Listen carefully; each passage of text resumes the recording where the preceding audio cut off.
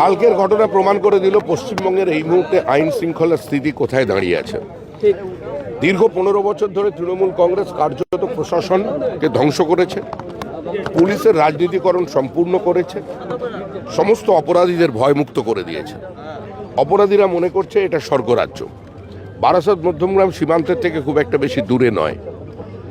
বহু ধরনের সমাজবিরোধী কার্যকলাপ এখানে দিনের পর দিন হয়েছে।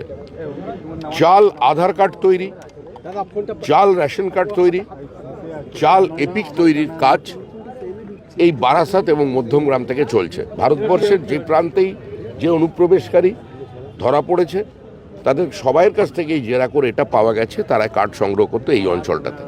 এটা স্পর্শকাতর অঞ্চল এবং এখানে যেভাবে এই হত্যাকাণ্ড হলো কার্যত সেটাকে একটাই বার্তা দেওয়ার জন্য হলো, মানে এটা প্রধানমন্ত্রী দুদিন পরে আসছেন তাকে বার্তা দেওয়ার জন্য, নাকি বিজেপির বুকের ওপর গুলি করা হলো? এইভাবে কোনো ধরনের উত্তেজনা তৈরির চেষ্টা হচ্ছে, অস্থিরতা তৈরি করার চেষ্টা করা হচ্ছে পশ্চিমবঙ্গে। বিভিন্ন জায়গায় অস্থিরতা চলছে, এটা আমি অস্বীকার করছি না। আমি আমার দলের কর্মীদের বার্তা দিয়েছি এবং প্রশাসনকে বার্তা দিয়েছি যে যদি কোনো জায়গায় কোনো অশান্তি তৈরি করে সেখানে ব্যবস্থা নিন, কড়া পদক্ষেপ নিন, রং দেখবেন না। কিন্তু এটা কি হলো? আমরা জিতলাম, আমাদের 3 জন কর্মী মারা গেল। কালকেও বসিরহাটে আমাদের এক কর্মীর ওপরে গুলি চালানো হয়েছে, 4 রাউন্ড গুলি চলেছে।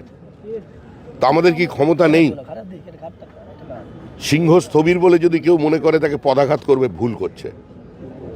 আমরা তৃণমূলের ভাষায় কথা বলতে জানি, কথা বলতে পারি, কিন্তু তাও বলছি না, বলবো না, এটাই হচ্ছে আমাদের স্ট্যান্ড। কিন্তু এই যে ঘটনাটি ঘটলো, যার সঙ্গে রাজনীতির দূর দূর পর্যন্ত কোনো সম্পর্ক নেই, তিনি একজনের আত্মসহায়ক, একজন অরাজনৈতিক ব্যক্তিত্ব, প্রাক্তন একজন সেনা কর্মী, আজকে তাকে এভাবে পয়েন্ট ব্ল্যাঙ্ক রেঞ্জে গুলি করে মারার উদ্দেশ্যটা কি?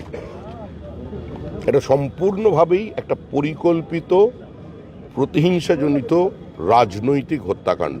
এর বেশি কিছু বলতে পারছি না, কারণ